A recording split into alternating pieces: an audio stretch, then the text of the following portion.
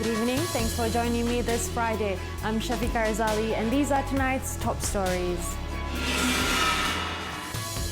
Police warn those who join the 2 illegal rallies in Brickfields will face strict action.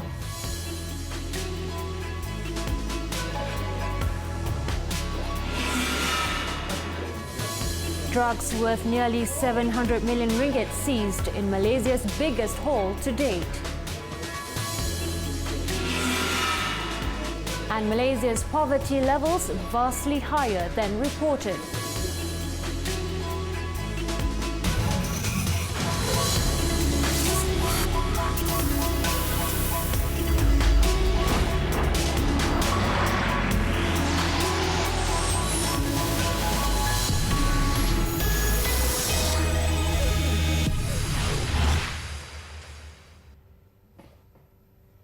We begin 7Edition with this story. Police today said the permit for the anti-Zakir Naik protest has been retracted after realizing that the permit application was incomplete. The rally organisers reportedly wanted to hold the rally at an earlier date and submitted their application more than 2 weeks ago, but the police told them to postpone it to tomorrow. Kuala Lumpur Police Chief Datuk Sri Mazlan Lazim said the same applies to the protest against the introduction of cut in Tamil schools, which was planned for this evening. The application for that protest was also found to be incomplete. Pihak DBKL tidak bersetuju mereka mengada di tempat tersebut dan pihak kita juga tidak membenarkan demi keselamatan. So oleh kerana ini kita menyerulah pada mereka yang berkenaan tidak pergi ke sana berhimpun dan kita menegaskan bahawa jika mereka berhimpun juga tidak akan setegasnya akan diambil.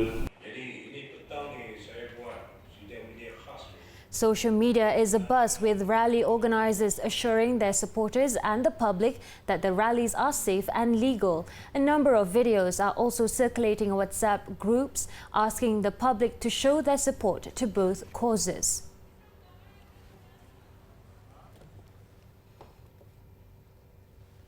The Customs Department and police have seized nearly 3.7 tons of drugs worth some 676 million ringgit in the country's biggest drug bust so far. 4 Malaysians and 9 foreigners were also arrested in the operation in Shah Alam, Selangor. After over a month-long surveillance, authorities raided 2 shop lots in Puncak Alam and Section U5 on August 18th and seized 467 kilograms of ketamine and 3.2 tons of cocaine from the 2 premises. The drugs, which came from Pakistan and Ecuador, were believed to have been brought into Malaysia via Port Klang and were intended for export to a third country. The authorities have not ruled out the possibility that Malaysia was being used as a transit point for trafficking such drugs.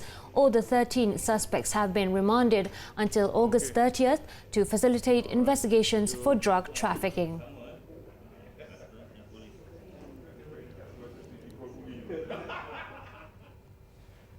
Elsewhere, police have cracked down on a drug trafficking syndicate believed to have been active in the Klang Valley for the past 3 months following a raid on 2 drug processing premises 3 days ago.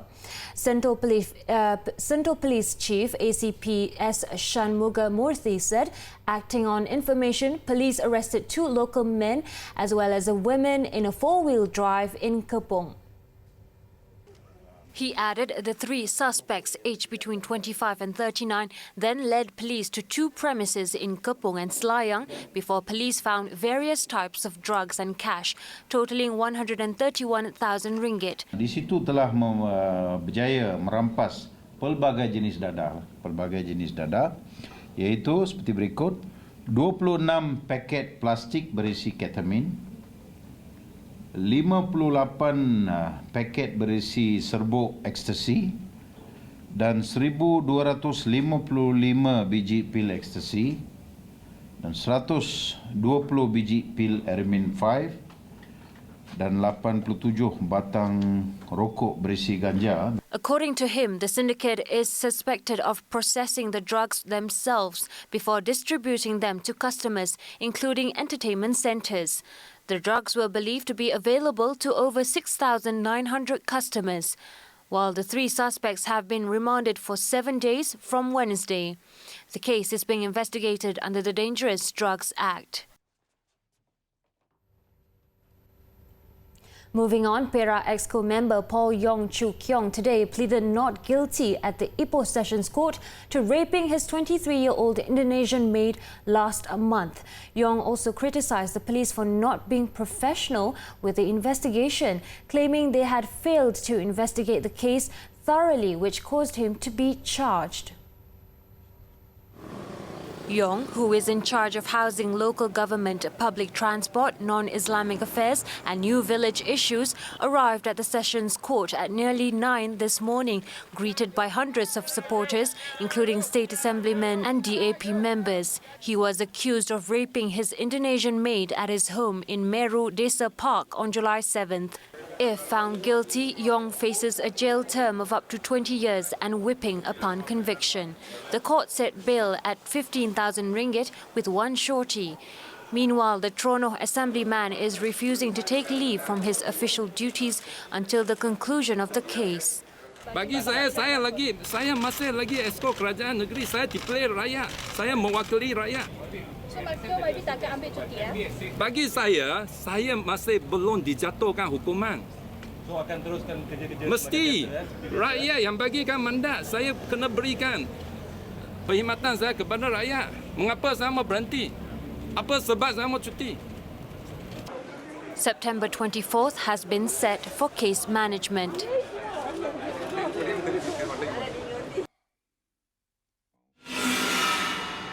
Meanwhile, in Penang, DAP Organising Secretary Anthony Loke said the party has yet to decide whether any action would be taken against the Tronoh State Assemblyman. We'll let the legal course take its action.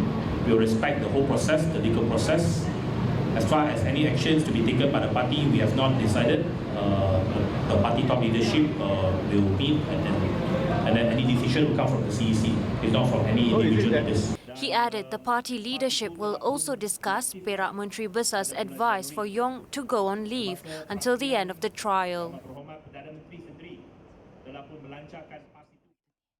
In other news, a medical officer at Tuanku Fauzia Hospital in Kanga Perlis was killed in a road accident while travelling to work this morning.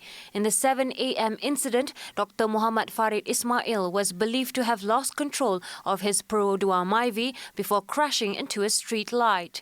The 28-year-old doctor died on the spot due to severe head as well as body injuries. Police are investigating the case for causing death by reckless and dangerous driving.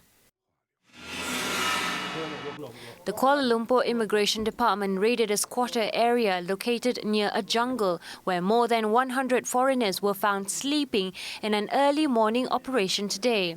Out of 117 foreigners, 80 men and women, mostly from Indonesia, Vietnam as well as Bangladesh, were detained for further action. The case is being investigated under the Immigration Act. Now, Prime Minister Tun Dr. Mahathir Mohamad has dismissed claims linking palm oil to deforestation, saying they are unfair and unjustified. He added these claims bring a negative impact to Malaysia, which depends highly on the palm oil industry to raise the socio-economic well-being of the people. We have been accused of putting the need for development before the needs of our forests.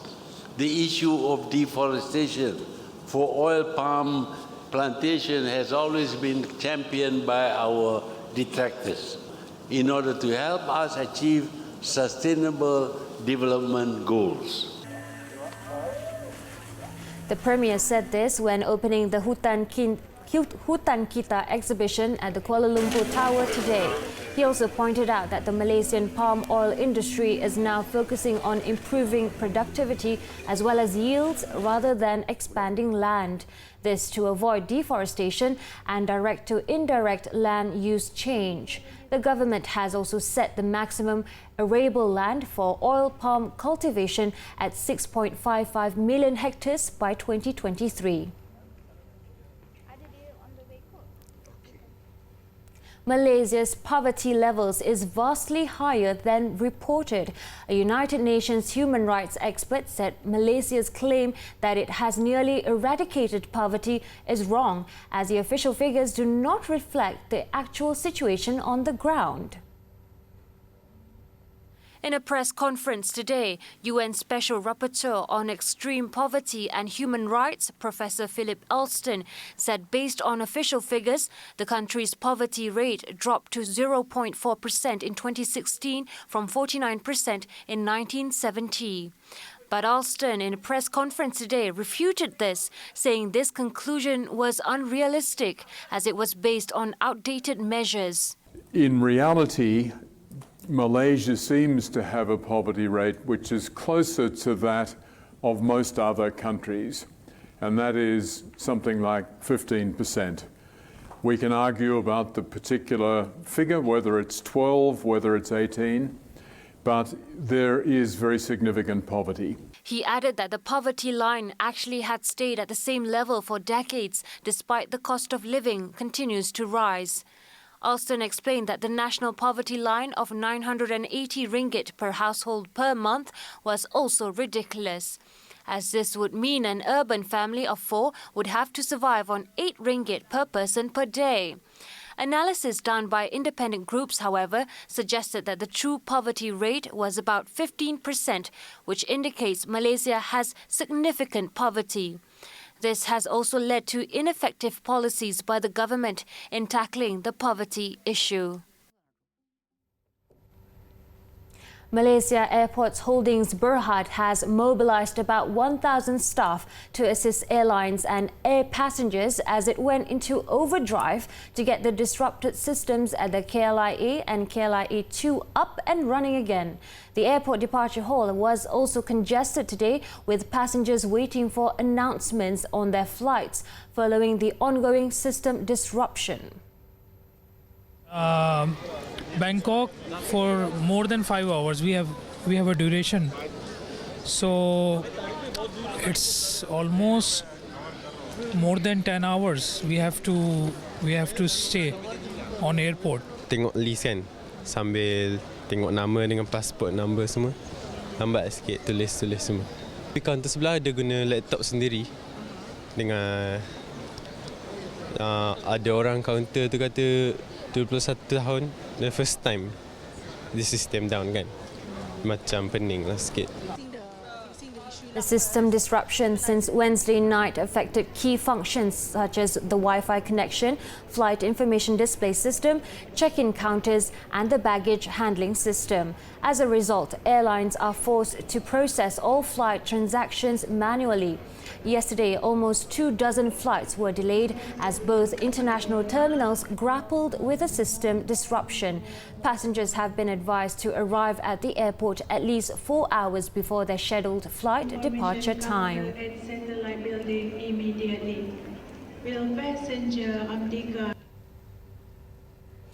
Coming up, escaped convicts return to Papua prison. The details when we return. We're back with foreign news. More than 270 inmates, including convicted murderers who bolted from a prison torched during violent riots in Indonesia's Papua region, have returned to finish their sentences on Friday. The convicts are even helping to build a temporary office for their jailers after parts of the building in Sorong City went up in flames this week. Early on Monday, about half the prison's 500 inmates fled as protesters outside set the jail and other buildings ablaze. The riots as well as demonstrations in the restive region were triggered by the weekend arrest of dozens of Papuan students in Indonesia's second biggest city, Surabaya, where they were also targeted with racial abuse. In Sorong, search teams had fanned out across the city of some 220,000 in a bid to find the escaped prisoners or contact their families who were still on the run.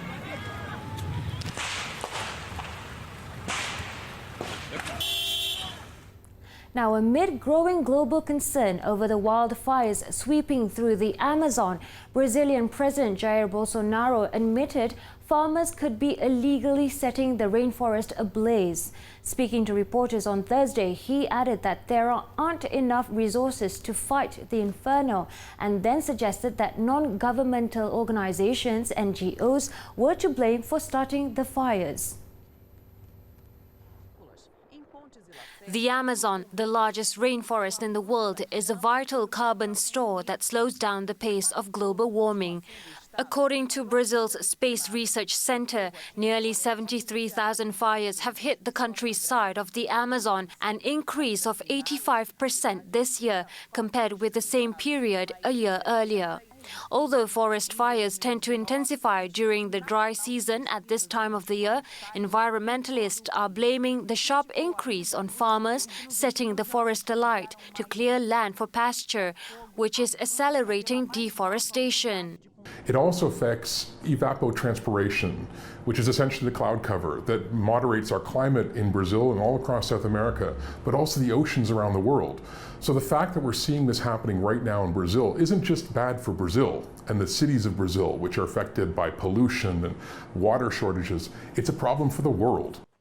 During his campaign, the Brazilian president promised to open the Amazon up to business, slashing the environmental enforcement agency's budget. His policies, according to environmentalists, encourage loggers and farmers to burn down land with no fear about getting in trouble. The United Nations and French President Emmanuel Macron on Thursday said the wildfires were an international crisis and called for the protection of the Amazon rainforest. Bolsonaro, however, accused his French counterpart of having a colonialist mentality over the issue and told foreign powers not to interfere.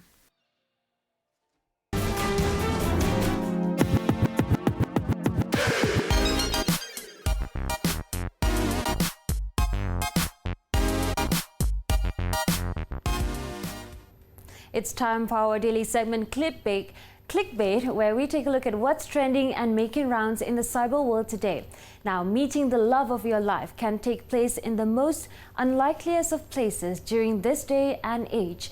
Two gamers recently made the news, leaving netizens green with their love story as they scored their ultimate chicken dinner. Forget dating apps. Online games seems to be the new trend of where people link up romantically. According to M-Star, it was through the Battle Royale game Rules of Survival, as well as PlayerUnknown's Battlegrounds, or best known as PUBG, where 24-year-old Irna Izani Khairuddin, or Digna as she prefers, a police officer from Rompin Kedah, met her now husband, Muhammad Azmil Shahrizal Harun, a 24-year-old soldier, under the Royal Malaysian Air Force stationed in Kepala Batas, Kedah. Sadly, the gamer couple who tied the knot last Friday will have to maintain their long-distance relationship for the sake of their jobs. But on the flip side, they're just one chicken dinner away from spending quality time together.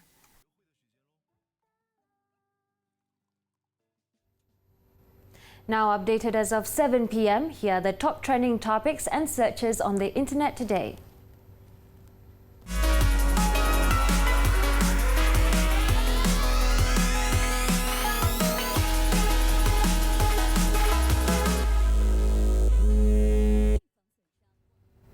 It's time for Chillax. Fancy serunding burgers, anyone? For those burger lovers out there, here's something new that you might want to try the next time you have a craving for burgers. Serunding, or meat floss, is something a restaurant operator in Cheras had come up with, which may offer a rather unique experience. Zainab Abdul Kadir came up with the serunding burger, where the meat is boiled earlier and shredded to become meat floss.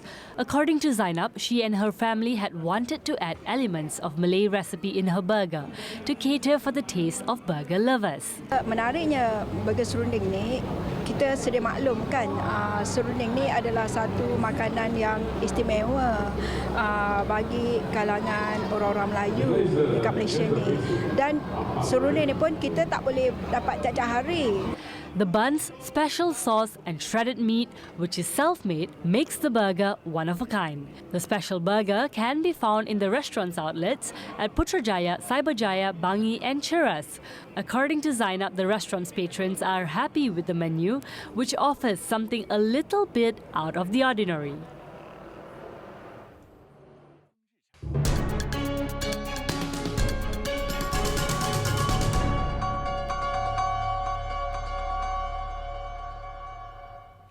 Malaysia has recorded an increase of 6.8% in tourism revenue to nearly 42 billion ringgit for the first 6 months of this year, compared with 39 billion ringgit in the corresponding period last year.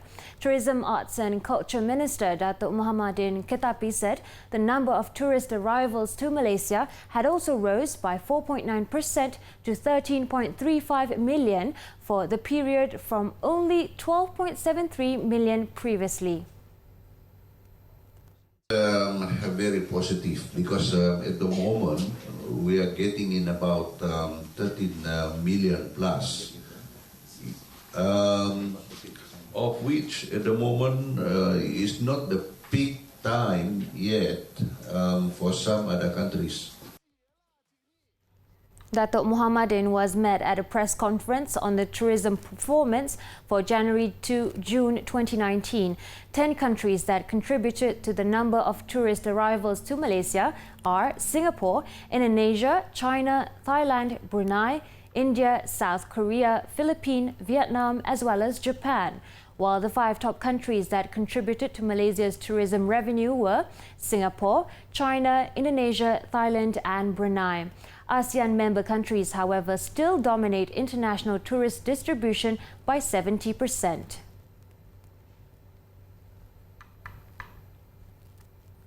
The Ministry of International Trade and Industry, MITI, is cautiously optimistic that the investment approvals from Chinese companies in the second half of 2019 would increase. According to its Deputy Minister, Ong Kian Ming, this optimism is based upon the expectation that the investment application coming from China will be quite healthy following the recent investment trade mission.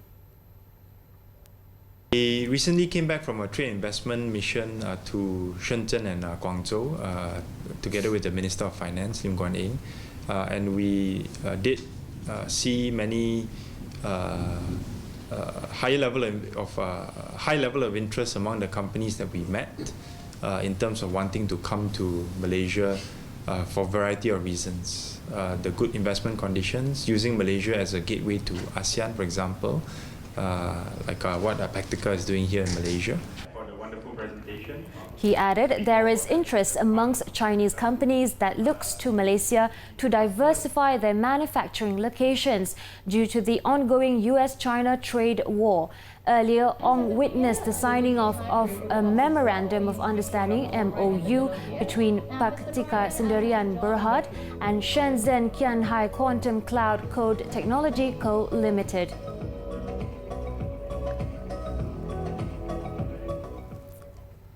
Now, Bursa Malaysia ended at an intraday high, backed by institutional support in selected heavyweights, especially government-linked counters at the 11th hour.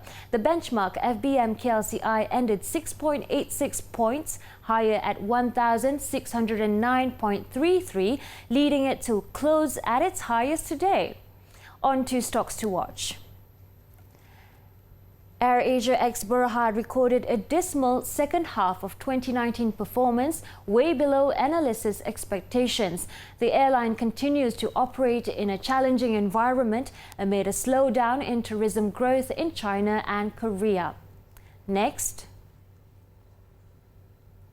CJ Century Logistic Holdings dived into the red in the second half of 2019 due to widening expansion cost, among others. The firm's near-term outlook remains clouded by persistent startup losses and compressed margin. And last but not least, Engtex Group Berhad's outlook is clouded by uncertainties over its underutilized capacity in the pipe production segment. The company is also challenged by the volatile steel prices, partly arising from the intensifying Sino-US trade dispute.